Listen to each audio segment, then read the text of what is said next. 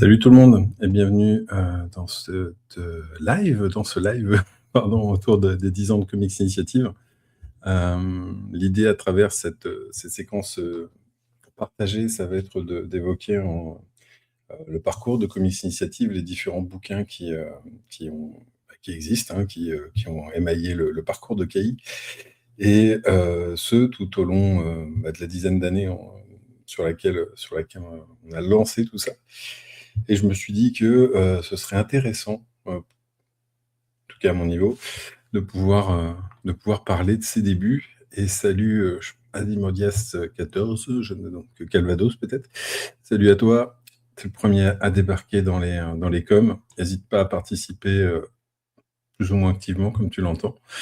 Et donc, comme je le disais, en tout cas, on va essayer de partager tous ensemble un petit peu ce parcours éditorial. Et le premier, en tout cas, livre sur lequel je voulais revenir, évidemment, c'est celui qui a permis d'inaugurer tout ça. C'est Kirby Enemy. On va le montrer. Un gros pavé, en fait. Hop, voilà. C'était vraiment le tout premier bouquin de Comics Initiative. On en reparlera longuement. L'idée, c'était d'expliquer comment on en vient finalement à faire de l'édition alors que c'était pas forcément au programme. Et tout d'abord, en fait, qui dit en route vers les 10 ans dit forcément un côté où en étais-je en 2016. Et en fait, je me suis posé la question d'essayer de me rappeler un petit peu comment ça se passait. Et en 2016, pour resituer, j'ai une activité professionnelle qui me fait bosser vraiment beaucoup, et auquel j'ai des responsabilités. Je suis en famille, voilà, j'ai une petite fille qui va fêter ses 3 ans au milieu de l'année. Une séparation aussi en cours, malheureusement, et la rencontre aussi de ma future épouse, voilà. Donc une année assez riche en fait en émotions. Et puis c'est une année où je cumule effectivement le boulot, que ce soit donc mon travail à part, mais je cumule aussi une activité de rédacteur en chef et de critique comics, principalement sur un site qui s'appelle planetbd.com. Ça a été un long run. Je crois que là, pareil, il faudrait que je regarde. Ça faisait ouais, peut-être 2006, 2007, je sais plus depuis quand j'ai commencé à faire des critiques sur le site. Et j'ai commencé aussi en parallèle, je faisais de la radio auprès d'une radio locale, puisque moi je suis situé à Tours, donc dans le centre de la France. Et donc à Radio Béton, célèbre radio locale, qui nous permettait au départ une fois par semaine, voire par mois, puis finalement toutes les semaines, de parler bande dessinée, dans une émission qui s'appelait au départ Ça va chier des bulles, et qu'on a renommé Comic Strips, voilà, après un petit débrief un soir d'été d'ailleurs, je crois, l'une des dernières émissions de l'année. Et ce qui était intéressant, c'est que ça nous a permis aussi, au fur et à mesure du temps, de repenser un peu le sommaire, avec d'un côté une équipe qui s'est retrouvée à parler tous les 15 jours de bande dessinée, plutôt des choix d'ailleurs souvent indés, voilà, des choix avec des thématiques sérieuses, donc hyper intéressant, auquel je participais plus ou moins régulièrement. Et puis une autre émission que là, du coup, je drivais, qui était consacrée aux comics, et que j'ai animé avec mon pote Alain. Puis après, on a eu l'arrivée de Jérôme et d'Olivier. Et Alain, en l'occurrence, c'est celui avec lequel j'ai posé les bases de Comics Initiative. Et donc ouais, non, ce parcours de radio a duré un moment. J'ai réussi à l'incruster aussi sur Planète BD. Et entre-temps, j'ai aussi commencé à faire ce qu'on va appeler des piges en tant qu'éditeur extérieur pour Panini Comics. Donc je me suis retrouvé à écrire des articles, suggérer des paginations, voilà, de l'ordre de certains bouquins. Pendant presque 2 ans, en fait, de mémoire, et ça a pris du temps, tout ça. Ça prenait beaucoup, beaucoup de temps dans mes journées, donc j'avais pas forcément beaucoup d'heures de repos. Voilà, c'était comme ça. J'aime bien ne pas m'ennuyer, donc je m'occupe. Et ce parcours-là, fait que, à l'occasion, d'un salon, en fait, c'était donc, pour le coup, là, en 2016, donc il y a 10 ans, donc ce sera l'occasion ensuite de fêter les 10 ans plus tard pour le premier bouquin, mais en 2016, en tout cas, il y a eu, sur un retour d'un festival et de mémoire, c'est le Paris Manga and Sci-Fi Show, c'est le nom complet, qui avait lieu, je crois, porte de Versailles à l'époque, où avec Alain, on part je crois sur un week-end. On a dû y aller un samedi, je crois, de mémoire et on fait plusieurs interviews, on rencontre, bah, quelques acteurs et surtout des artistes et sur place, en fait, on en vient à échanger avec pas mal d'entre eux autour d'un auteur qui nous on va dire qui évoque une passion, commune qui est Jack Kirby. Donc Jack Kirby, bah, l'auteur le co-créateur de Captain America, des X-Men, des Avengers, enfin de tellement de personnages de Marvel et aussi ensuite de DC que, voilà, la carrière est très longue et pour le coup, en échangeant, avec, Alain sur le trajet retour, on en vient à balancer des idées en l'air en se disant: «Eh, mais on n'a qu'à, après tout, pourquoi pas, faire une sorte de, bourse pour permettre, à des auteurs ou à des associations de bénéficier, par exemple, d'une initiative qui consisterait à, rendre hommage à Jack Kirby sur un dessin, le vendre aux enchères et donner une asso». On est parti un peu dans des délires comme ça et puis, au final, l'idée a été très rapidement de se dire que, bah, c'était peut-être pas ça qu'il fallait faire et hem et pour le coup, ce qui a été, en l'occurrence intéressant, c'est qu'on a eu l'occasion, hem, de, bah, d'un moment aller dans un délire, et si on faisait, si on proposait le même délire de faire des illustrations et de les proposer à des auteurs, mais que l'on compilerait dans un bouquin. Hem et ça a pris, finalement, un petit délire qui finalement, n'a pas été jusqu'au bout du trajet, mais le lendemain matin, je crois que dès 10 heures, j'ai dû envoyer un message à Alain en lui disant, «Eh, on le fait, et si on faisait vraiment un livre? Si on tentait ce pari fou?»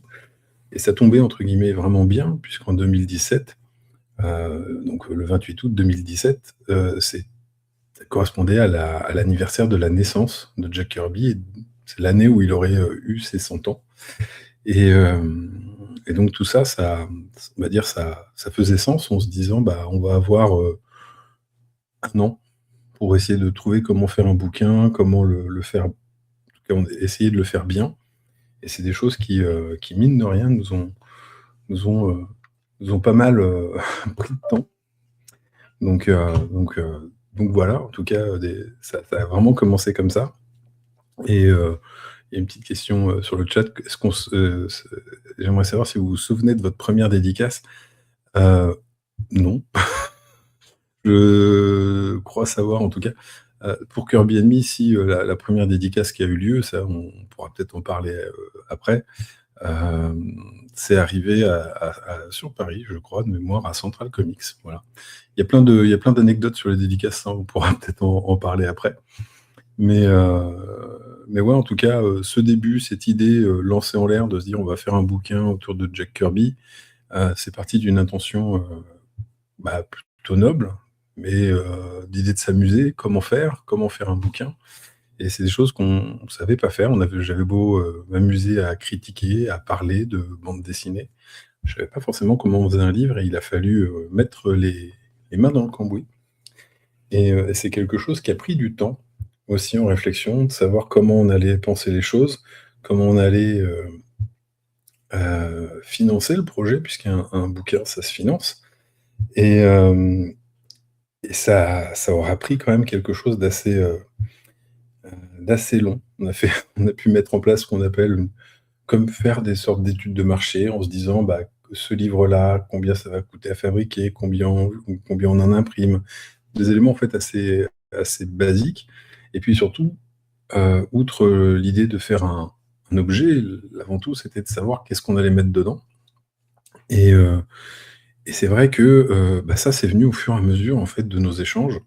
Il y a eu une vraie émulsion avec Alain, sur ce sujet-là, parce que, on n'a pas forcément les mêmes goûts sur tout, sur plein de choses et c'est ça qui renforce justement, je pense, un bouquin ou même une ligne éditoriale, c'est d'avoir des choses différentes qui sont présentées, au fur et à mesure et dans l'idée, en fait, Kirby Enemy, ça a vraiment représenté, une réflexion partagée, un vrai ping-pong ça, je le remontrerai un petit peu après parce que pour le coup, ce sera l'occasion aussi de balayer un petit peu le bouquin, de raconter peut-être des petites anecdotes, parce qu'il y en a vraiment quelques-unes assez sympas c'est vrai que, l'une des premières réflexions qu'on a eues, c'est de se dire: «Bah, nous, on va le faire nous-mêmes».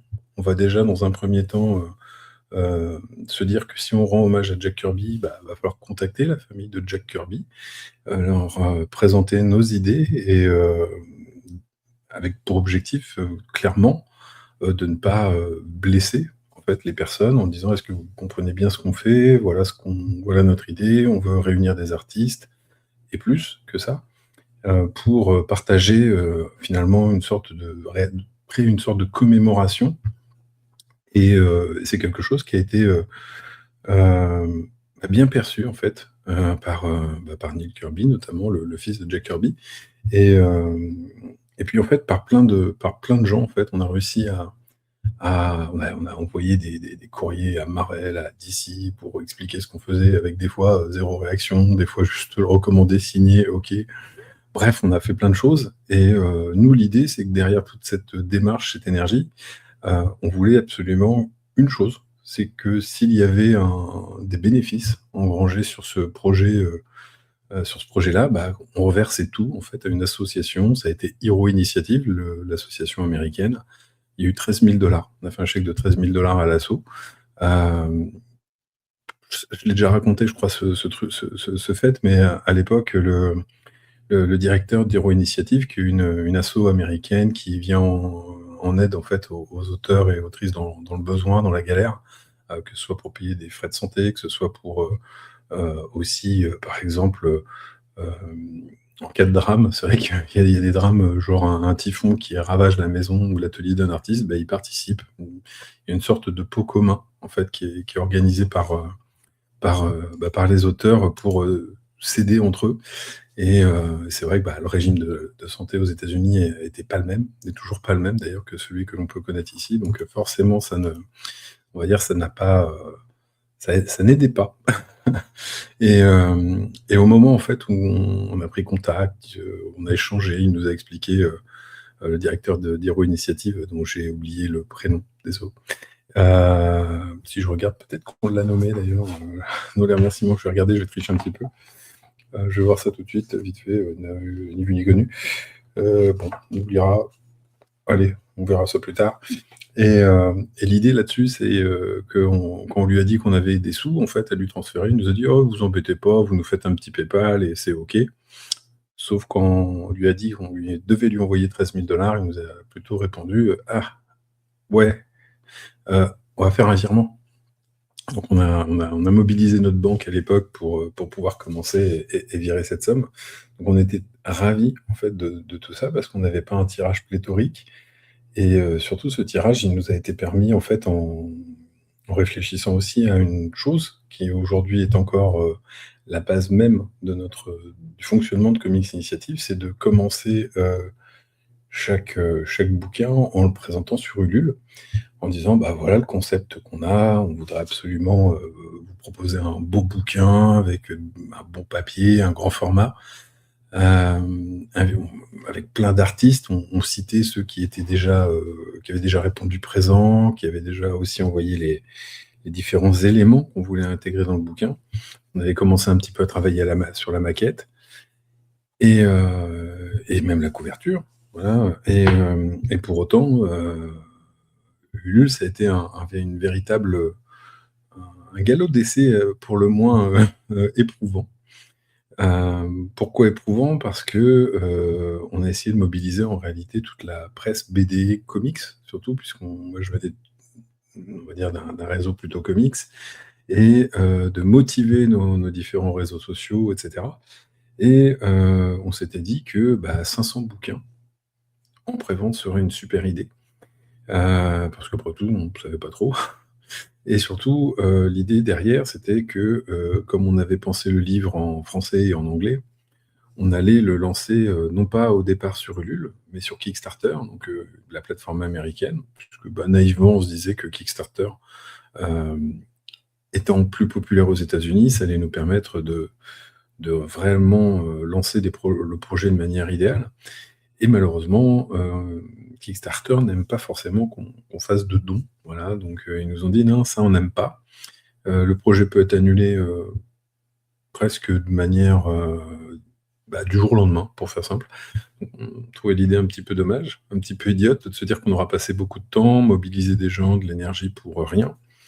Et tout ça, c'est quelque chose qu'on a repensé avec Alain, presque en improvisant, en trouvant une autre plateforme, Indiegogo, puis finalement, Ulule, avec qui, côté valeurs, on était en accord, ils étaient réactifs, la plateforme était francophone, ça déjà c'était assez cool. Mais ça nous a surtout, bah, vraiment, permis de voir comment ça allait se passer le crowdfunding. Alors on a réfléchi, on a pensé à plein de choses, on a fait plein de scénarios, on a fait plein de calculs. Alain a poussé la compta très loin et quand on a lancé le projet, bah, on a eu un démarrage assez lent, qui a même été très lent. Et on s'est retrouvé presque à, réfléchir, trouver des idées, presque c'est presque scénariser un rythme de publication en encourageant les gens à partager, en proposant des contenus, en montrant plein de choses et ça a pas forcément fonctionné de manière idéale au départ même si on avait lancé ça de mémoire un peu, ouais, peut-être une semaine, je crois, avant Angoulême, le festival d'Angoulême, qui était, donc du coup, fin janvier. On s'était retrouvés à aller, pour le coup, la veille d'Angoulême, coller plein d'affiches Kirby Enemy, participer, sur Ulule, machin et cetera. La moitié, voire même l'intégralité des affiches avait été, plus ou moins enlevées par la mairie parce que je pense que l'affichage, un peu, intempestif et à l'arrache, pendant Angoulême a déjà tellement lieu que, bah, la nôtre faisait peut-être un petit peu trop tâche, je sais pas. Toujours est-il en tout cas qu'on a voilà, on s'est bien défoncé pour et courant février, en fait, on voyait que ça n'avançait pas, qu'on peinait à atteindre les je crois c'était les 150 préventes à l'époque et en fait, faut pas se leurrer quand on met beaucoup d'énergie dans des projets comme ça, quand on croit énormément, dans un bouquin, bah, il y a de quoi se décourager. On en venait même à imaginer Hem, le côté, on va tout annuler, puis on va relancer un projet, on propose un beau bouquin, dans l'idée, un grand format et au final, on a l'impression que, on fait n'importe quoi. On avait des retours critiques alors que les gens ne nous connaissaient pas, enfin, on a mangé avec des gens qui étaient extrêmement intransigeants, donc c'est comme ça. Ce qu'on peut appeler des fois les gardiens du temple, voilà et pour le coup, autant c'est vexant, fatigant, blessant, tout ce qu'on veut, mais ça donne aussi un peu de courage, en tout cas de volonté de bien faire les choses et pour le coup, au fur et à mesure, à force de remuer ciel et terre, on s'est rendu compte d'une chose, c'est que, bah, nos calculs, en fait, se basaient vraiment sur une enveloppe la plus basse possible en termes financiers, pour rendre le bouquin réalisable. Alors qu'en fait, le montant collecté était déjà atteint depuis quelque temps. Donc on avait à ce moment-là fait le point avec Ulule en disant: «Bah, en fait, le montant collecté et les préventes, sont pas en phase». C'est-à-dire que, bah, on a plus que le nombre de gens nécessaires. Donc en réalité, le projet, il est déjà, bon financièrement. Donc ça, c'était une belle surprise bah, Ulule forcément, hein, c'est notre premier bouquin, il y avait rien qui était fait. Ils nous ont demandé d'apporter les différents devis, les preuves comme quoi on ne mitonnait pas, ce qu'on a évidemment fait ils ont accepté de baisser en fait le nombre de préventes, en disant: «Bah oui effectivement, ça colle». Donc une fois qu'on a diminué le niveau de prévente pour le coller alors en plus je crois on est à 225, on était bon, on a laissé 250. les 250 ont été atteints hyper vite, les gens voyant que l'objectif finalement était proche et in fine, on a terminé finalement avec plus de préventes que les 500 initialement demandés, donc j'ai envie de dire cool, ça faisait plaisir et puis, c'était aussi l'occasion, ouais, de voir qu'il y avait vraiment des gens qui sont défoncés, je repense, par exemple, Guillaume Prévost qui, faisait le tour des librairies de Paris en les incitant à participer. Je pense évidemment à Laurent Lefebvre qui, s'était même, engagé en disant qu'il allait réaliser des commissions dans les bouquins pour, vraiment pour, essayer d'inciter les gens à ce que ce livre existe.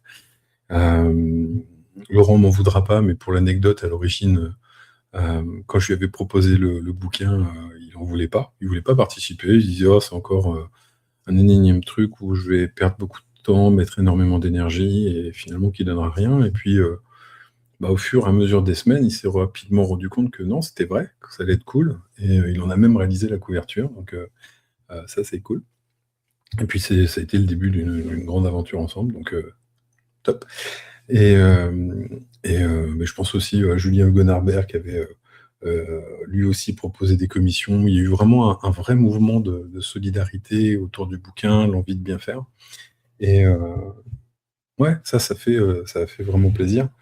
Donc un gros parcours vraiment qui a été, semé d'embûches, mais au final, qui a eu une destinée assez heureuse et puis surtout, nous, l'objectif, on avait terminé la campagne, au premier trimestre. L'idée, ça avait été d'emblée de dire: «Nous, le bouquin, il sortira, vous l'aurez pour les 100 ans de Jack Kirby». L'album était dispo en plus, hors librairie, en dehors des libraires qui ont participé. C'est toujours bon de les citer parce que quand on n'a jamais fait de bouquin, c'est toujours intéressant de se dire qu'il y a des pros qui ont accepté le défi de se dire que ça pouvait être cool. Alors, hop là, tiens, on va les citer. Il y avait, Central Comics, nos copains, Dynamo, Laurent à Paris, Atomic Strips à Andenne, salut Tony, Imaginote avec, Stéphane à Tours, Comic Zone avec Kader à Lyon et puis, l'Intrépide aussi, qui, n'existe plus au Mans, ont participé, ont pris des albums, il y avait même Librairie à Bourges d'ailleurs qui avait participé également après. Donc bref, en tout cas, il y a eu cette vraie, volonté que ce livre existe et se répande un peu. Donc ça a fait plaisir et puis voilà, ça a été un gros ramdam pour arriver à tout ça et puis, peut-être que je pense que c'est le moment de s'amuser à basculer et de montrer le bouquin en vrai pour ceux qui ne l'auraient jamais vu et évoquer un petit peu tout ça. Donc c'est vraiment, gros format, voilà. Donc, je sais même plus, c'est un 33 par 22, un truc comme ça. C'est le format king size un petit peu, c'est celui dans lequel on retrouve la ménagerie insolite, celui sur lequel on retrouve aussi, les couves, de Love and Rockets. Ça correspond vraiment au très grand format ou l'édition, monstrueuse, par exemple, un petit peu plus petite, la monstrueuse de Bernie Wrightson et Steve Niles. Donc là, on trouve la couverture de Laurent et puis ce qu'il faut savoir, c'est que c'est un livre, on va montrer, dos toilé avec un marquage, doré. Un petit logo qui, pour le coup, en plus, a été inventé par Laurent à l'occasion. C'était cool. Et puis là, on a pris le pari, on a noté l'ensemble des participants. Donc il y avait du monde. Il y a eu plus de 200 participants. Et à l'origine, c'est un livre qu'on avait même proposé au départ sur Ulule à 40 €. Voilà. Donc là, il est à 45 au final, prix de lancement. Et puis donc voilà, donc on a vraiment voulu que le bouquin soit beau. Tiens, hop, je vous montre vraiment mon exemplaire avec une magnifique dédicace. Voilà, c'est une commission que m'a offert Laurent, je le remercie. Hop, alors on avait aussi pris le pari on ne voit pas ici, de les numéroter à la mano. Donc le tirage, il était noté clairement 1300. On les a notés à la mimine. C'était très long, c'était fastidieux. Et puis voilà, penser à la maquette, penser à tous ces éléments graphiques qu'on allait mettre en place, essayer de mettre en valeur du mieux possible un petit peu tous ceux qui ont participé. On a réfléchi à plein de choses à l'époque, et parmi les participants, on va dire, qui sont arrivés tardivement, on a eu, l'immense honneur d'avoir Bill Sienkiewicz, voilà, qui nous fait un magnifique portrait du king of comics.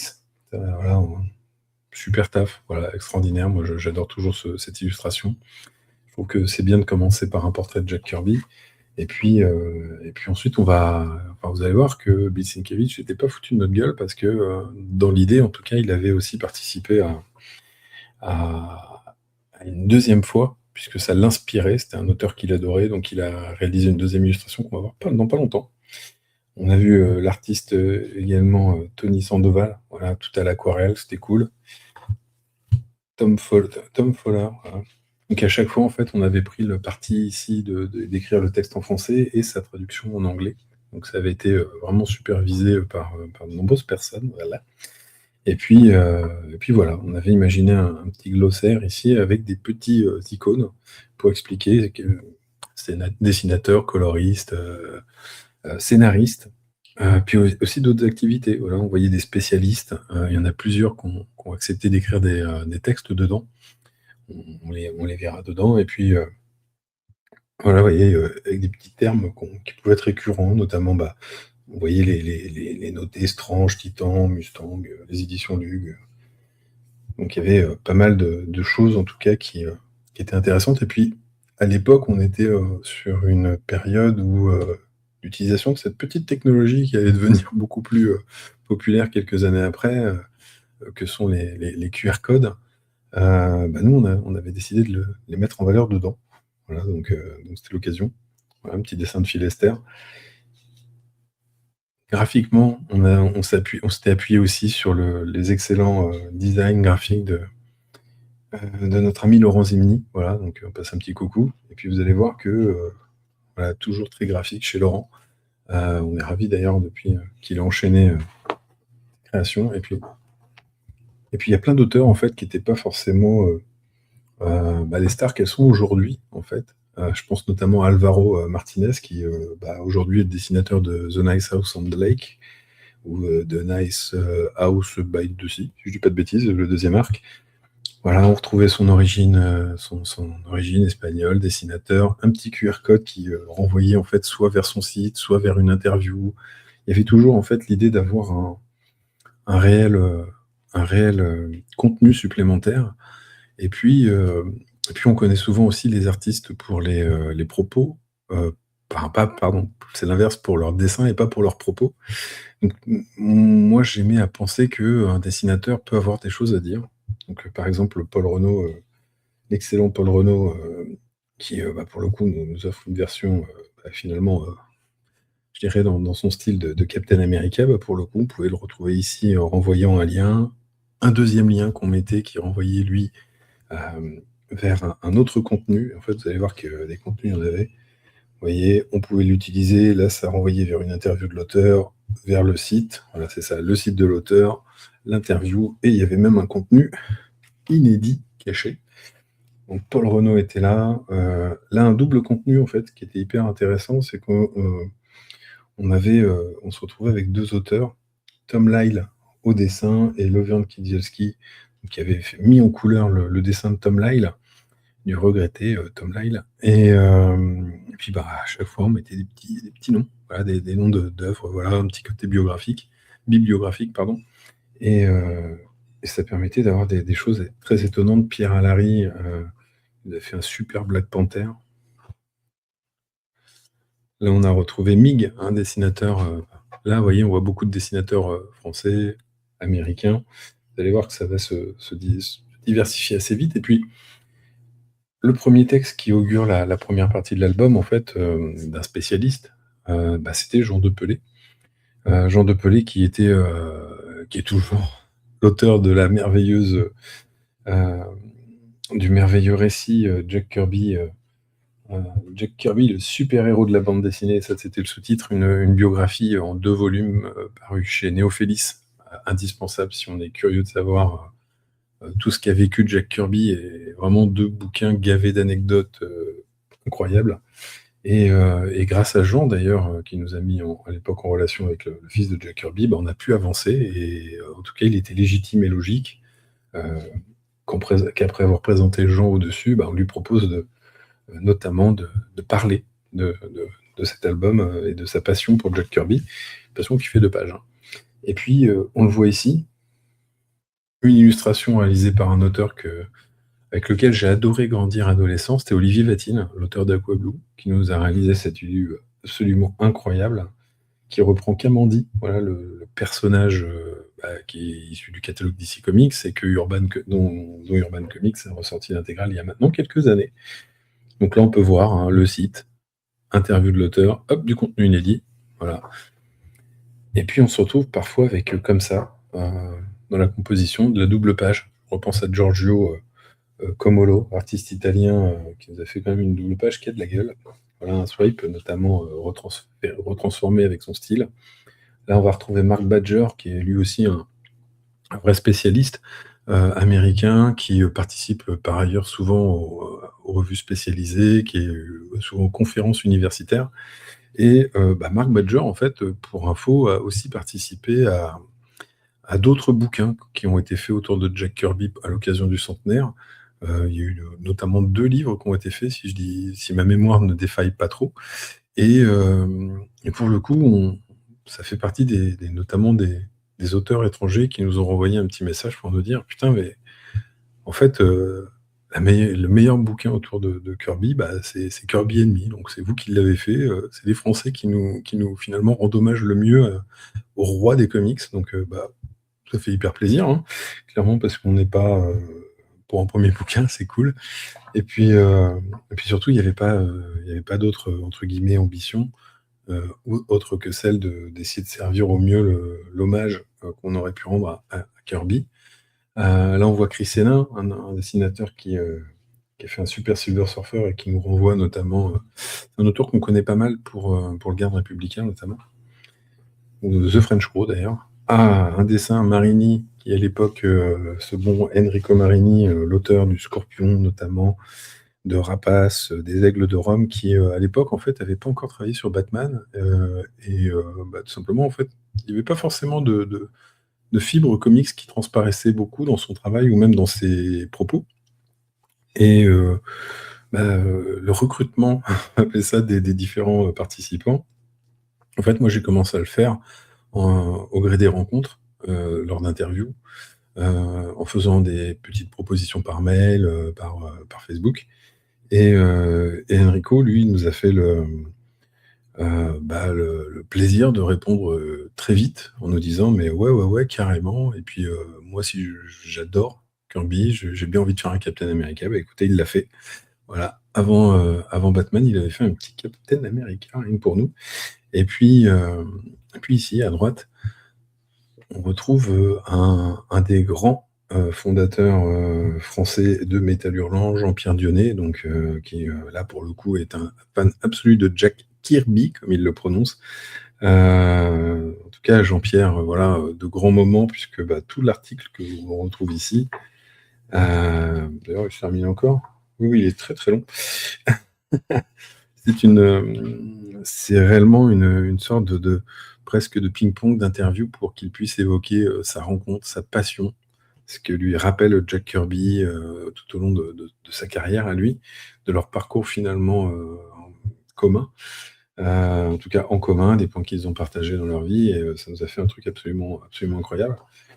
Et là, vous voyez, on voit d'autres, Sergio Davila au dessin, et c'était très long avec ici, hop, cette couverture réalisée par Nicolas Karamidas, qui du coup swipe c'est quoi, sa première couve des X-Men, voilà, avec Magneto notamment, pour un résultat très cool, voilà.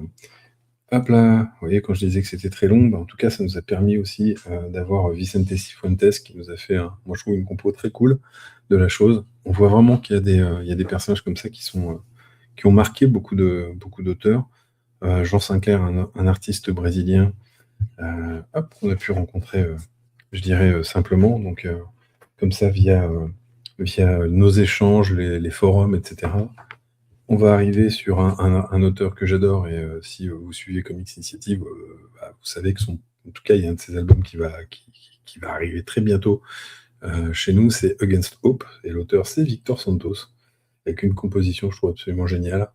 Artiste espagnol talentueux et toujours inspiré, qui a un style vraiment confluent des mangas et du comics. Voilà, j'adore. Et puis c'était l'occasion aussi de, par exemple, d'avoir cette super illu de Gaël Sharp, l'artiste, j'ai envie de dire parisien, parce que souvent je le vois quand on va à Paris.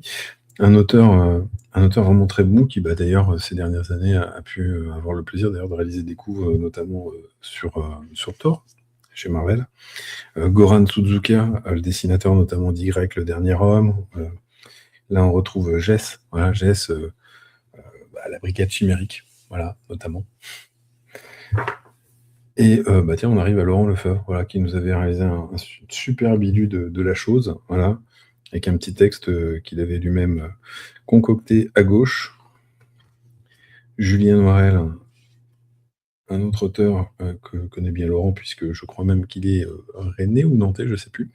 Pareil, nous a fait une illu, assez cool. C'était un auteur qui avait notamment, dessiné, comment on dit? Nyarlathotep, pardonnez-moi, bouquin sur Lovecraft chez Achilleos. Donc là, depuis le début, voilà, on cite plein d'auteurs, mais l'idée, c'était aussi de mixer des auteurs qui commencent et d'autres auteurs, notamment, qui avaient un parcours plus installé. Voilà, et Jean-Yves Mitton, c'était le cas. Voilà, donc, qui, pareil, nous avait livré une illu incroyable. Voilà. Ben Saunders, pareil, on est là dans le domaine des spécialistes américains.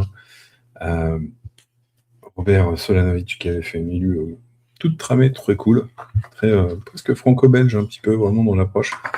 Laurent Zimny, qui, outre on va dire les chapitrages, avait eu le droit à son illu pleine page. L'extraordinaire illustration de Stéphane Perger, voilà, incroyable. Voilà, moi j'ai envie de dire, Stéphane Perger, toujours incroyable. Pat Mascioni, dessinateur notamment du Soldat Inconnu, voilà, cette BD, en 4 tomes, notamment sortie chez Urban Comics, très cool. Avec, je crois de mémoire, c'est Alberto Ponticelli. Ils alternaient tous les deux.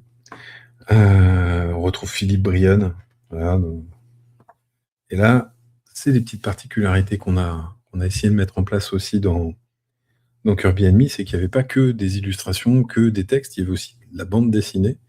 Et on remercie pour le coup Aurélien Ducoudray et Thierry Bedoué, qui avait, qui avait mis en scène le scénario d'Aurélien Ducoudray pour, évoquer les souvenirs et la confusion qui avait eu lieu dans l'esprit, dans le crâne plutôt d'Aurélien Ducoudray, qui étant petit, finalement avait eu une BD en espérant que ce soit Raon, et c'était Kamandi.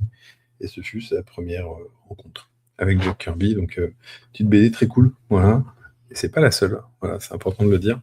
Bicargo, voilà, qui avait, notamment sorti, les dernières pérégrines. Attends, c'était comment? C'était les pérégrinations, du Derdre. Il a fait aussi dans Mutafuka Zero, je crois. Autre spécialiste, Rodolphe Massé. Vraiment, à chaque fois, il y a du monde. Stéphane de Caneva, voilà, la brigade chimérique, notamment la suite, ces dernières années. Et puis, Sirotota, on avait mis ton. Comment ne pas proposer à Sirotota de participer à l'aventure, et le si sympathique et gentil, Sirotota ne s'est pas, prié, s'est pas fait prier, il a réalisé un super bilu. Guillaume Prévost, Guillaume Cool, voilà, super. Voilà, une illustration, vraiment très différente de ce qu'il proposait à l'époque, et vraiment très cool. Fran Strucan, et puis parmi les noms que moi je lisais, dans différentes revues, ou même que ce soit en traduction, il y avait Alex Nikolavitch. Ben, ce bon Alex, c'est pareil. Il nous a écrit un petit texte sur Jack Kirby. Et, donc il est, encadré de Franz Strucan et de Juanan Ramirez. Voilà, c'est des auteurs qu'on a vus ensuite assez régulièrement, par la suite, revenir, participer, apparaître, notamment chez Marvel ou chez DC. Marty, voilà, dessinateur notamment d'Oplitea, de Centaure Chronique, qui nous a fait une super BU. Il en a fait 2 d'ailleurs dans le bouquin. Voilà, donc, ça me fait toujours marrer de recroiser Marty, 10 ans plus tard en salon. C'est toujours, hyper cool de voir que les artistes à qui on a pu proposer, et de participer à Kirby Enemy, et qui nous ont fait confiance, bah, on les recroise toujours, avec un réel plaisir. Dan Brereton, voilà, l'auteur de Nocturnals, une série, publiée, de manière, on va dire, non complète pour l'instant, par Guy Lemonine. Voilà, donc superbe relecture, Captain America, la fameuse couve de Kirby. Ce bon Yannick Charer, lui aussi, on est dans le spécialiste, journaliste, auteur de BD depuis, scénarisé. Il a scénarisé notamment une bande dessinée. Et puis, on voit notamment un auteur dont j'adore le décalage et l'humour, Thébault, voilà, qui nous avait fourni enfin 3 strips par an, et qui à chaque fois venait conclure, vous voyez, la partie en question. Donc là, effectivement, hop, on passe sur d'autres atmosphères, puisque l'idée à chaque fois, c'était qu'une partie représente en quelque sorte une sorte de saisonnalité. Et puis là, bah, on retrouve Bicargo, qui, bah, écoutez, lui aussi nous avait fourni 2 illustrations. Vous voyez, il y avait vraiment des auteurs motivés. Ça fait plaisir. Le gigantesque Casa, voilà, donc l'auteur notamment de Chronozone, voilà. Là, on va arriver dans des auteurs dont on pourrait très bien se poser la question de savoir si Jack Kirby, ça leur parle ou pas. Et j'adorais Mon ami Dahmer de Derf Backderf, notamment. Tout comme Punk Rock et Mobile Home. Voilà, c'était appelé comme ça. Des bouquins publiés chez ça et là. Et on lui a proposé, je lui ai proposé Derf Backderf, type extrêmement phlegmatique. Voilà, je lui ai proposé, il m'a dit oui. Voilà, de manière très simple. Et bah, il l'a fait, son élu, très cool. Avec une petite anecdote d'ailleurs, un petit tacle à Vince Coletta, l'un des encreurs de Kirby, mais aussi à Stanley, voilà, petit tacle. Scorpio Steel, voilà, pareil, un auteur qui travaille plutôt dans un autre registre et qui est plutôt dans l'illustration, qui a participé aussi dessus. Emilio van der Zuyden, que moi personnellement j'avais adoré sur un titre qui s'appelait McQueen, très fort pour dessiner des pin-ups, et en fait, quoi de plus logique, après tout, pour lui que d'aller dans cette direction.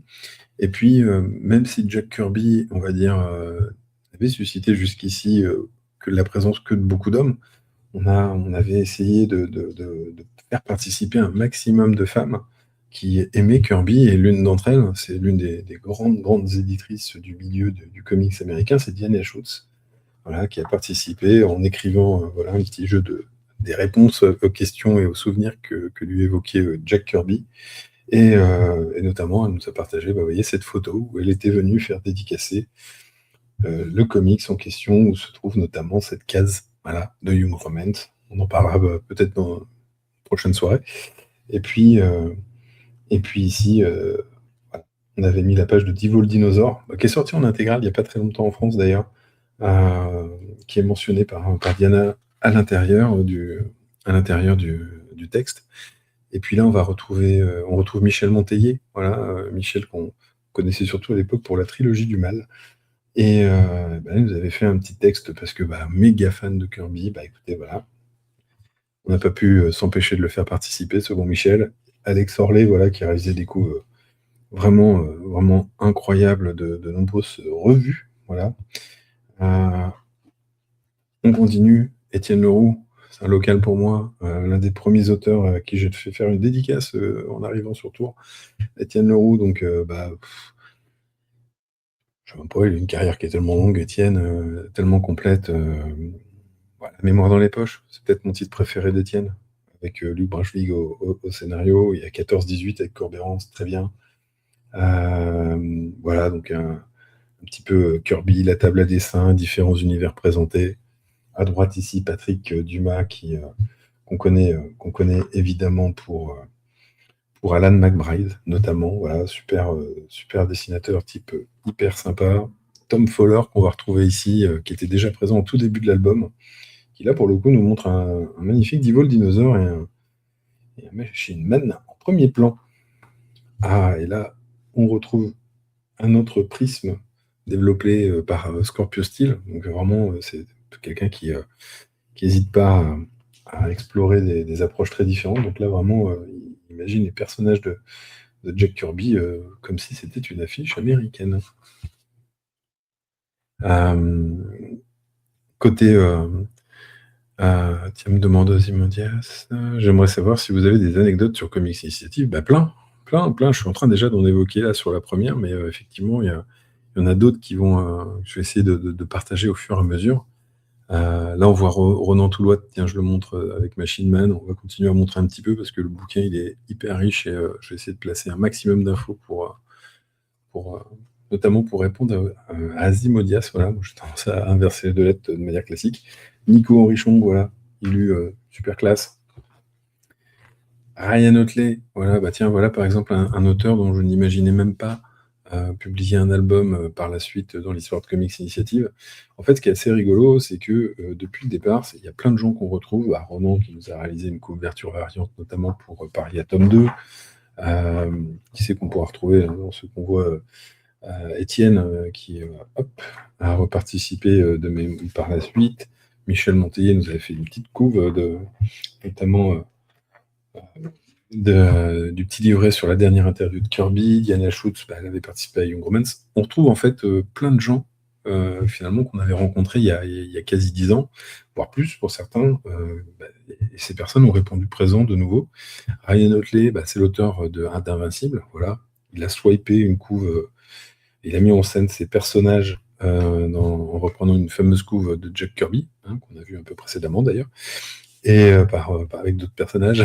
Et là, donc il reprend Invincible, voilà, il le met en scène façon Kirby, et c'est un type finalement qui a bossé sur Haunt aussi, mais aussi sur un titre que l'on a sorti quelques années plus tard, qui s'appelle Grizzly Shark, voilà. Donc il y a un gros moment de bonheur, c'est un kiff de finalement retravailler des titres avec les auteurs qu'on a pu rencontrer. Là, on passe à Salvador Navarro. Tiens, Jocelyn Billard, le fameux Jocelyn Billard avec qui l'auteur des Contes de Givre, l'auteur de Grégory Sand de Scélérat, donc voilà, un ami, et puis bah, quelqu'un avec qui on travaille régulièrement, en tout cas quasiment depuis les débuts de Comics Initiative. Il était là sur Kirby Enemy, il était là ensuite sur Young Romance aussi avec un fan art, puis ensuite les Contes de Givre, etc., etc. Voilà, donc superbe illustration, très énergique, vraiment dans l'énergie. On parlait de spécialistes, j'ai le premier, on va dire, grand spécialiste comics autour de Kirby, c'était Jean Depelé qui a ouvert le bal. L'autre nom incontournable, évidemment, c'était Xavier Fournier, donc voilà, créateur de Comics Box, entre autres, auteur de nombreux bouquins autour des comics.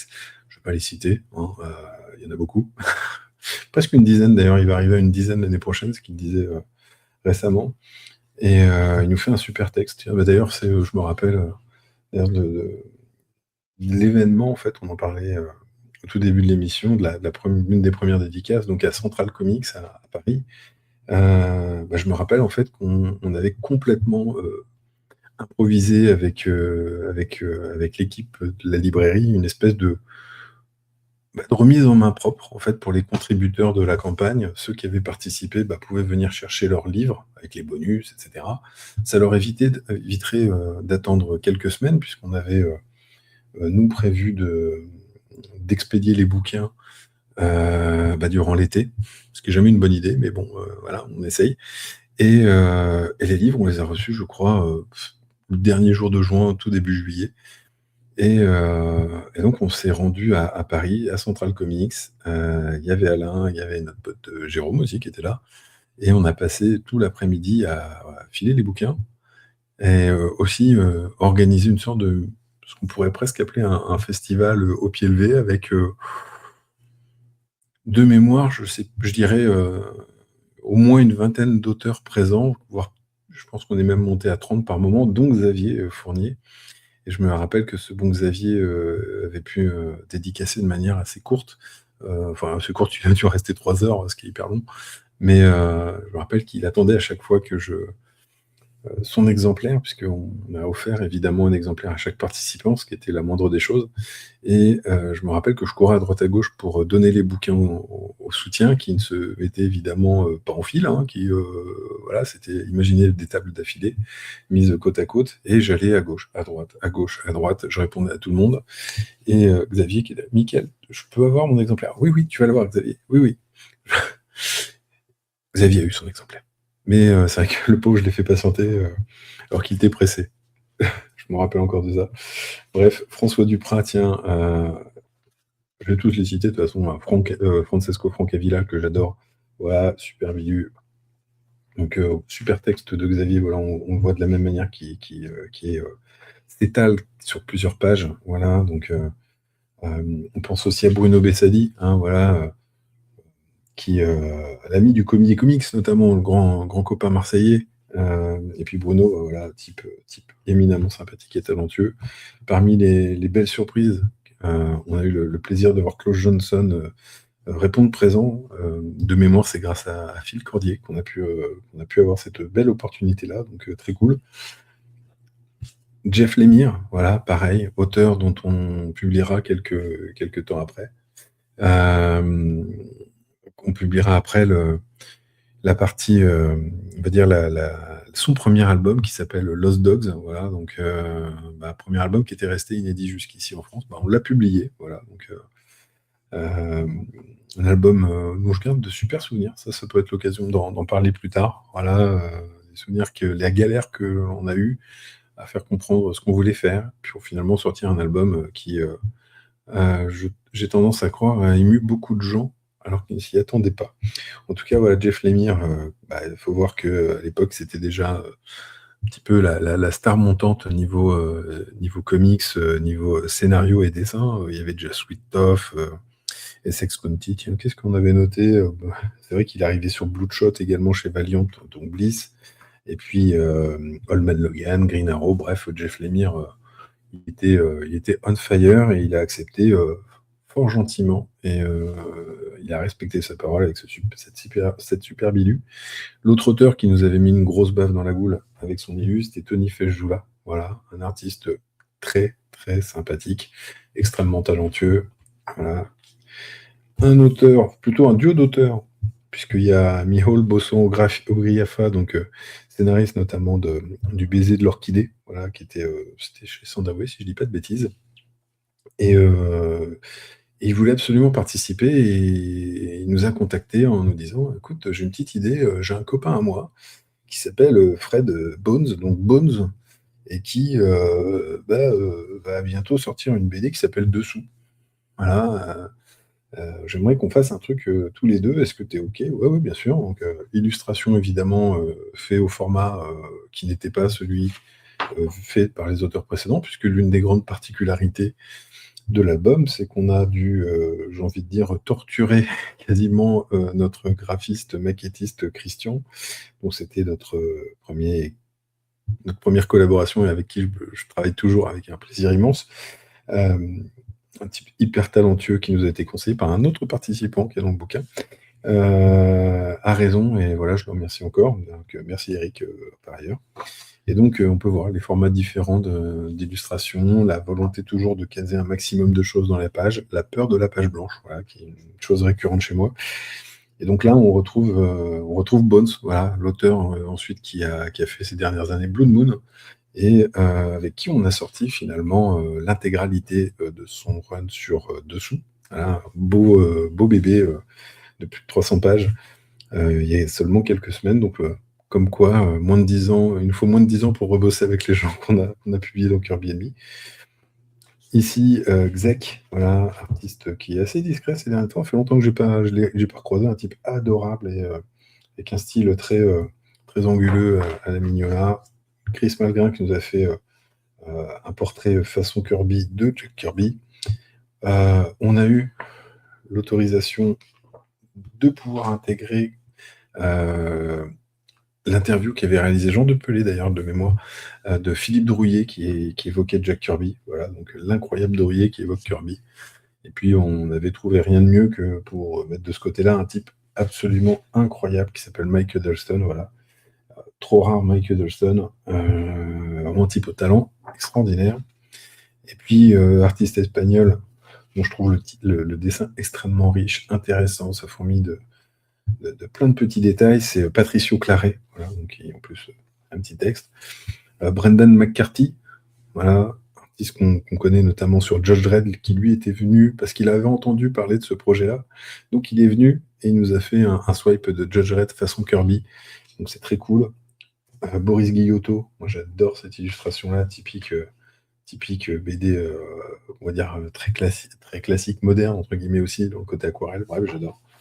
Et puis là, on arrive sur une autre petite particularité, c'est qu'à l'occasion notamment d'une rencontre avec Stefano Gaudiano, qui est un encreur reconnu, talentueux, qui à un moment est même passé sur Walking Dead, hein, notamment pour aider Charlie Adlard à tenir le rythme. Donc il ancrait Charlie Adlard pour gagner du temps et permettre de... Enfin bref, ils ont un type incroyable. Outre sa grande sympathie, Stefano Gaudiano, quand on lui a proposé de participer à Kirby Enemy, mais il nous a dit oui. Mais il nous a dit aussi, ce qui serait particulièrement cool, ce serait que je le fasse en bande dessinée. Et là, on peut le voir, il a réalisé 5 pages de BD complète, une sorte de rêve qu'il a eu autour de la création de Jack Kirby. Un truc qui l'a hanté, et hop, il nous a mélangé différents types d'approches graphiques que Kirby a utilisé dans sa carrière. Donc ouais, non, c'était très cool. Voilà, donc résultat incroyable avec Morita. Voilà, c'est Stefano Gaudiano et Morita. Voilà, cette combinaison de deux dessinateurs, ça rend quand même super bien. Et puis là, on voit encore que hop, le texte est ici en anglais, mais on a la version française. Ça dépendait d'où venait l'origine. Dessinateur italien, voilà, Roberto Cardinal, Frank Fosco à droite, pareil. L'incroyable Denis Bajram, voilà, super bilu de Galactus et du Silver Surfer, qui aurait pu ne pas être présent dans le bouquin, puisque Denis a mis énormément de temps finalement à trouver un petit créneau dans son planning, parce qu'outre Universal War 1 ou Universal War 2, il a plein d'autres activités. Et finalement, il a réussi à trouver, je dirais, le créneau, le moment, et nous a envoyé cette petite tuerie. Michael Shaw, auteur, là, pareil, graphiquement, moi j'adore, auteur de Shoplifter. Je ne sais plus comment c'était, quel titre c'était sorti en France. Super bouquin, c'était chez Delcourt. Et puis, on retrouve un titre la participation de Joe Simon, voilà, qui évoque Kirby, Stefano D'Adato. Voilà. À chaque fois, on a essayé d'amener des choses. L'incroyable Denis Baudard, très rare Denis Baudard, malheureusement. Et puis David Fabry, Pascal Millet, tiens, on parlait d'auteurs avec qui la route allait se faire quelques années plus tard. Et Pascal, c'est un artiste qu'on a retrouvé avec Seul l'ombre, notamment, qu'on a sorti en collaboration avec Corbéran et Rurik Salé. Bientôt Psycho Inferno, qui est en cours et qui devra arriver sur le 3e trimestre. À la fin du 3e trimestre, oui, ce soit début du 4e, allez, ça arrive. Donc voilà, forcément, graphiquement, l'énergie et le trait très reconnaissable de Pascal. R.M. Guerra, voilà, dessinateur incroyable de Scalp, notamment, de The Goddamn. Et là, il nous fait une illustration absolument, moi je trouve assez incroyable en termes de sens et de signification. Il y a des Jinton, voilà, scénariste britannique, Debo, qui clôture une nouvelle fois cette rubrique. Alors, je ne vais peut-être pas passer tout le temps à dévoiler tout, on va essayer d'aller un petit peu plus vite. Juan Galeotte, ici. Bruce Zick, voilà, pareil. Des auteurs qui sont peut-être moins connus pour certains, ou d'autres qui vont devenir, au contraire, plus connus. Raphaël Ortiz, artiste argentin, absolument, moi je trouve en tout cas incroyable, et puis qui en plus est devenu très régulier depuis certaines années, depuis qu'il a enchaîné les collaborations, notamment avec Jean-David Morvan. Donc, très cool, voilà. Patrick Mallet, connu notamment pour son ACAB, scénariste et dessinateur, voilà. Mike Deodato Jr., voilà, super milieu de Mike Deodato. Morisset, notre voisin belge Morisset. Freddy Martin Winkler, donc vraiment là, à nouveau, on est dans ce que j'appelle du spécialiste qui vient nous évoquer plein de choses. Sanford Green, qui est un auteur qui est venu suite aux recommandations d'autres artistes américains, et qui en fait est venu en venant toquer à la porte en disant: mais les gars, je peux faire quelque chose, moi je suis fan. Donc Frank Biancarelli, voilà, avec un faux personnage de Jack Kirby que Frank a utilisé. Non, c'est pas dans le livre des destins, je sais plus. Voilà, donc voilà, info fake. Hilary Barta, ouais, on a déjà fait pas mal. Marc Caro, voilà, incroyable Marc Caro. Nagui Norbert, un artiste, je crois qu'il était roumain, si je dis pas de bêtises. Tom Coker. Ah, tiens, je ne me rappelle pas que j'avais une signature ici. De Fred Van Lant, le scénariste, notamment de plein de séries, dont Archer and Armstrong. Et Crystal Skillman, son épouse, et tous les deux, ils ont notamment concocté une pièce de théâtre qui s'est tenue sur la fameuse allée de Broadway. Et en fait, on a eu la possibilité de retranscrire un acte de cette pièce en français et en anglais. Et on les voit ici avec des photos de cette représentation. Et cette représentation, il faut savoir une chose, c'est qu'elle avait lieu sur une séquence qui se déroulait en France, voilà, notamment. Et lorsque Jack Kirby était venu faire participer, bien involontairement évidemment, à la Seconde Guerre mondiale. Donc c'est des choses qui sont évoquées dans ces textes donc de la pièce de théâtre. Olivier Wemberg, voilà, donc, qui vient de la BD. Roapi, artiste qu'on croise de temps en temps en France. Il vient dans plein de salons. C'est un artiste qui dessine tout au café. Voilà, c'est avec du café. Voilà, il encre au café. C'est assez. Il encre, il colorise au café. C'est très étonnant. Et ça sent le café. Ses originaux sentent le café. Justin Randall, voilà, artiste australien, si je dis pas de bêtises, néo-zélandais, qui a fait Changing Ways ou même des BD Silent Hill.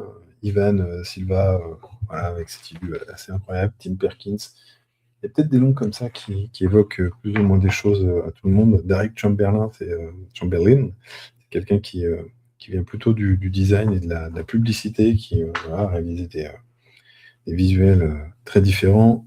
Cécile, l'auteur notamment de Holmes, du réseau Bombis, Antonio Lapone, Valerio Schiti, avant qu'il devienne une méga star et qu'il se retrouve aux commandes des dessins de plein d'events Marvel ou de grosses séries. En tout cas, il nous avait fait plaisir avec la chose. Julien Hugo Narbert, voilà, super vilu, mélangeant techniques de photos, etc., comme Kirby le faisait notamment dans les Fantastic Four. Un artiste qui, dès le départ, a été partant et qui n'était pas encore aussi populaire qu'aujourd'hui, même si je suis persuadé qu'en lui demandant aujourd'hui, il en participerait, c'est Marco Quequeto. Voilà, notamment vous avez pu voir sur Daredevil, sur le Punisher. Là, Marco, c'est un type vraiment adorable et qui, lui, d'emblée, nous a dit banco, je fais un truc. Voilà, très cool. Autre type très cool par ailleurs, dont le Blata est sorti récemment chez Bliss, c'est Alberto Ponticelli. Stéphane Créti, pareil, en fait, avec des gens gentils ici. Ah non, ce personnage n'est pas gentil, mais ça a été en tout cas un immense bonheur. Voilà, j'en parlais au tout début de ce live. On a eu Bill Sienkiewicz qui nous avait réalisé, hop, au tout début, je leur montre pour ceux qui sont arrivés après, cette magnifique illustration de Jack Kirby mélangé à des éléments de tous ces personnages. Et là, il nous avait réalisé cette illustration-là, 2017, quelques années avant que finalement il s'autorise à reprendre ce visuel en couverture variante d'un reboot des Fantastic Four. Il nous a fait un truc absolument incroyable, voilà, donc la classe. Charles Joseph, pareil, encore spécialiste. On avait Griffon, le fameux auteur de Apocalypse sur Carson City et de Billy Wilde. Voilà, il avait décidé de s'écarter un peu de la BD, mais il a accepté volontiers de nous faire cette illu. Rafa Garès, pareil, c'est incroyable au niveau du dessin. Boris Miroir, voilà, un dessin que j'adore. Dalibor Talagic, Bertrand Autin, Laurent Surac, Jean-Luc Istin, Alexis Santenac.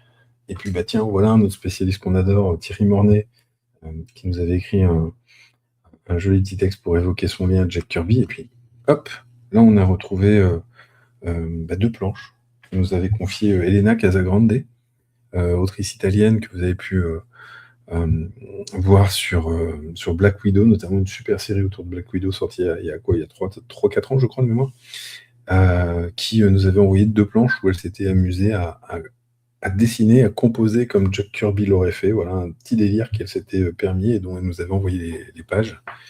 Roland Boschi, voilà, donc pareil, voilà un auteur dont on recroise la route quelques années après. et dont l'album Holy Roller, The Holy Roller, est sorti en début d'année chez nous, chez Comics Initiative, scénarisé par Rick Remender, par Andy Samberg, Andy Kaufman, Man on the Moon, Andy Samberg et Joe Troman. Voilà, donc Roland qui nous avait fait ce superbe surfeur incroyable. Kiko Duarte, un des dessinateurs de la série succès Elf. Voilà.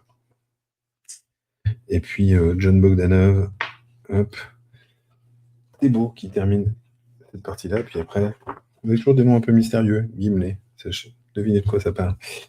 Dave Ryan, voilà, on va vous montrer un peu plus vite parce que dans cette partie-là, il y a un truc que les fans de Kirby, je pense, ont été ravis de voir. Là, on retrouve Eric Van Elsland, Adam McGovern, Sina Grace. Alors, Sina Grace, qui est un scénariste aujourd'hui plus installé, qui était autrefois aussi éditeur, notamment de certains titres de Robert Kirkman, et d'une super série sur Iceberg aussi, d'ailleurs.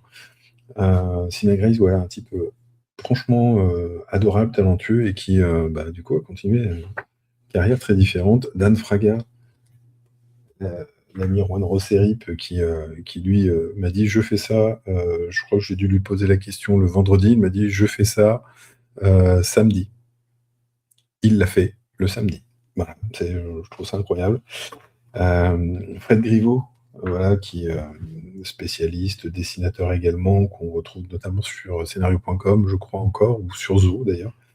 Chez Zo, pardon. Hugo Canuto, un dessinateur qui avait fait Diorissas, une série publiée au Brésil, alors que complètement Kirby à fond, picousé à ce niveau-là, c'est incroyable. David Messina, voilà. En fait, il y a plein de gens où je me dis, merde, on les avait croisés déjà, c'est cool. Dave Johnson, Suzanne Kirtley, Jim Mahfood, voilà, donc qui à chaque fois dans des styles vraiment bien à eux. LRNZ, donc Lorenzo, je sais plus qui pour la suite, enfin Lorenzo, quoi. Élu de Hulk très graphique. Arlen Schumer, qui lui était toujours un grand spécialiste, faut que j'arrête d'en parler au passé, c'est le bouquin qui finit, c'est pas les auteurs. Voilà, donc qui nous expliquait notamment voilà, le lien entre Omak, certains personnages qui aimaient Jack Kirby. Oliver Hudson, donc, qui nous avait réalisé cette jolie fresque. David Hitchcock, le dessinateur britannique. L'ami Luc Brunswick, pourquoi je prononce bizarrement, Luc Brunswick qui nous écrivait lui aussi son rapport à Jack Kirby. Parce qu'en fait, c'était une des choses qu'on a voulu mettre en avant dès le départ, c'est de se dire que Jack Kirby, les dessinateurs pouvaient l'aimer, mais il n'y avait pas que. On a vu Marc Caro qui bosse pas que dans la BD. Et il y avait aussi plein d'auteurs, de spécialistes, de scénaristes en fait, qui ont été influencés par ses créations, parce que l'énergie qu'il mettait dedans, les histoires qu'il racontait, étaient plus souvent les siennes que celles imaginées en tout cas finalisées par Stanley. Petit débat de fans. Bref, inutile. Et puis Guillermo Mogoron, voilà, Patrick Marcel. Très rare qu'il fasse des élus, Patrick. Et puis, voilà, Denis Lapierre, Phil Cordier, qui nous expliquait les différents aspects de l'ancrage et leur importance, notamment par rapport à Kirby, la manière dont le dessin était modifié, des fois, de manière un petit peu pas très classe, on peut le dire. Et puis, hop, voyez, là, on peut voir notamment voilà, des scans et puis la planche retravaillée. Il y avait vraiment des grosses différences. Et là, c'est Dan Panosian qui nous montre ça. Et puis, on se retrouvait parfois à recomposer. Vous voyez, des petites images comme ça. Notamment ici, c'était Sudario Brando, un artiste italien qui a réalisé cette fresque sur vraiment un mur complet. Je crois que c'était à Rome, si je dis pas de bêtises. Nicolas Witko, Flavio Luis, bref. Essayer de comme ça, modifier un petit peu la maquette régulièrement. Eric Erengel, par exemple, vous voyez, quand on met ça en scène, hop, on a de la place en bas. Donc on a pu permettre d'intégrer son intervention. Mister Garcin, on le voit ici, voilà, le bon Mister Garcin et ses ciseaux magiques. Jonath, qu'on voit ici. Salem Inc. Anne Nocenti, tiens, on parle d'Anne Nocenti, la scénariste incroyable, qui nous a fait tant rêver tant rêver, c'est un doux rêve, en tout cas qui nous a enthousiasmé sur la série Daredevil, notamment. 2D, voilà, Michael Red, voilà, avant qu'il fasse En tout cas avant qu'il fasse non, il avait déjà fait Madman, je crois qu'il y avait iZombie aussi qui était déjà fait. Frédéric Mur, Mathias Fournier, Dina Spiel, Andy Kuhn, Wells Portatio qui n'avait pas eu le temps de dessiner mais qui au moins nous avait écrit un texte autour de Jack Kirby. Pareil, c'est pas le seul à ne pas avoir pu participer. On a eu d'autres noms hein, de personnes qui étaient motivées. On avait Paul Pop, on avait Frank Miller qui malheureusement n'ont pas tenu à respecter le timing, malheureusement pour nous. Là, on retrouve voilà, deux auteurs américains, Ben Caldwell, Sean Crystal. Là, c'est pas américain, il est français, c'est Jérôme Bretzer. Boo Cook, voilà, artiste britannique. Et puis là, on va arriver dans une partie que les fans ont dû, enfin moi en tout cas, j'ai surkiffé. C'est que on a eu l'occasion de rencontrer virtuellement, certes, d'avoir de super échanges avec, pour le coup, le regretté Barry Geller, qui était une sorte de mécène un peu fou, qui a voulu participer à la création d'un parc d'attractions de science-fiction et qui a sollicité Jack Kirby pour réaliser des illustrations originales. Et il nous a autorisé alors, à intégrer des illustrations qui suivent. Voilà, donc il y en a certaines qui ont pu déjà être vues dans des plus ou moins bonnes qualités, mais en tout cas, nous, on a des belles qualités. Il nous a évidemment fait passer un accord de destruction des fichiers originaux, voilà, donc avec un texte extraordinaire où il explique tout ce parcours-là, voilà, celle-là elle est géniale. Donc on a notamment intégré cette magnifique illu qui est hyper classe. Donc on a du Jack Kirby dans Kirby Enemy, ça c'était la classe. Ici, Richard Izanov, on arrive presque au bout pour ce premier bouquin. Vraiment, je prends le temps de montrer parce que ça me fait vraiment plaisir de le revoir. Rick Woodall, voilà, qui est là. Michael Shaw, Steve Baker. Ici, un graffeur Mott. Et puis ici, on avait ce qu'on avait appelé créer une petite partie profusion pour montrer plein de participants qui étaient soit arrivés un peu en retard, soit qu'on essayait de caser de manière un peu logique. Je pense à Cyril Munaro, Romain Gondi, Éric Derian, Turalo, qui nous avait d'ailleurs conseillé Christian voilà, pour la maquette. Senorita Bicho, qui était une artiste sud-américaine, Alexis Bassi-Léveil, qui est là, voilà, qui a bien gagné derrière en popularité, Alan Heller, avec qui on a repris sa série John Cookie dans Mourir ne suffit pas, Zek qui en avait fait une deuxième, on retrouve Marty, Louis Pierrottier, Manuel Simeoni, Dan Brereton, qu'on avait réalisé un deuxième, voilà, qu'on voit ici, Russ Brown, Joe School, Mike Ratera, on croit de temps en temps Mike Ratera, John McCrae. Il y avait du monde en fait, hein, vraiment. Matej Tik, Beu, Greg Loffé, Fabrice Sapolsky, Reza aussi, Bellage, qui avait fait un truc assez cool, de Kamandi, John Gonzalez, Chris Hénin, Paolo Landry. Je cite tout le monde. Bon, il y avait Christopher, voilà, c'est vrai qu'il y avait l'ami Christo qui avait fait ça, Jonathan Lowe, Almo, un artiste africain, Jofo, Armand Rosanas, Cara, Greenman. On avait vraiment eu plein de monde, et puis là, plein de petits participants qui n'étaient pas forcément des noms très connus, mais et puis là, on va retrouver voilà, le remerciement, le soutien classique. Et puis bah, merci, tiens, ça c'est Julien qui m'a réalisé ce joli portrait. Fini par oublier. Et bien tiens, et puis même RM Guerra, tiens, et comme quoi on finit par oublier les choses. Voilà, donc ce gros pavé Kirby Enemy, voilà, ça représente des mois et des mois de boulot. Beaucoup de prises de tête. Voilà, ce qui est assez logique pour un premier bouquin, plein de nuits blanches, plein de pauses au niveau boulot, passées à échanger avec Alain et essayer de développer tout cela. Ça nous aurait épuisé, ça nous aurait pris beaucoup de temps. Et au final, Kirby Enemy, ça aurait été le bouquin qui aurait été le premier à paraître en 2017, qui aurait été le seul, parce que dans l'histoire de Comics Initiative, Kirby Enemy, ça aurait été le bouquin de 2017. 2018, c'est autre chose, il y en aurait eu plus. Mais en tout cas, on va dire, il fallait commencer. Et on ne s'est pas facilité la tâche avec cet album. En tout cas, on aura pris beaucoup de bon temps à bosser dessus. Et c'est un bouquin qui est plus dispo, évidemment. On n'en avait pas tiré des quantités astronomiques.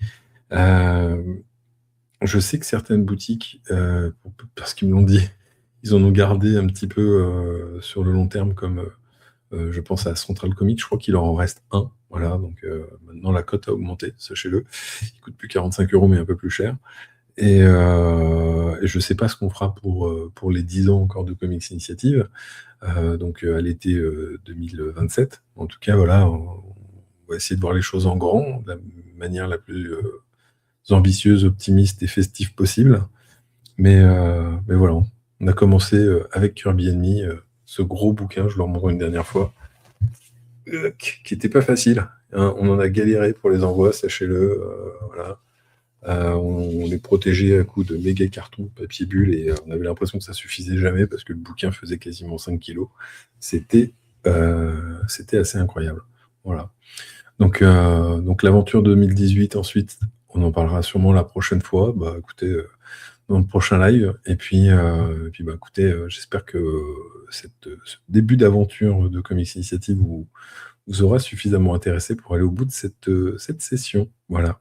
En tout cas, je vous dis à bientôt et bah, continuons. Les 10 ans sont dans le viseur. Ciao, ciao.